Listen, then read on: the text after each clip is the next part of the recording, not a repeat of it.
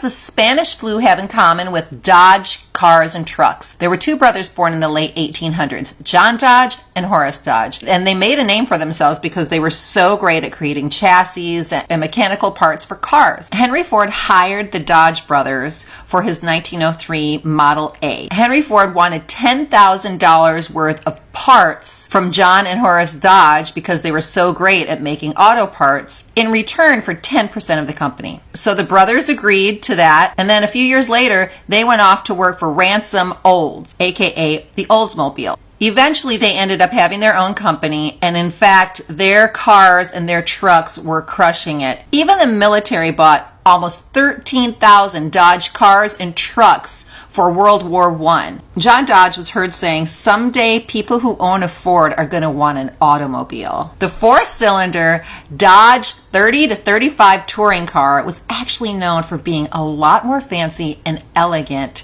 than the Model T. So eventually, Ford decided that he didn't want to pay his stockholders. The Dodge brothers at that time were like, "Hey, Henry Ford, you better pay us out." The $10,000 investment in parts ended up turning into $34 million. And at that point, they continued to build their cars and become very well known. What does the Spanish flu and Dodge cars and trucks have in common? In January of 1920, John Dodge fell sick to what they say was the Spanish influenza, and he died. This was just a couple of years after he sold all of his shares of the Ford Motor Company. And then only 8 months after John died, Horace Dodge ended up dying, which they say also was from the Spanish flu.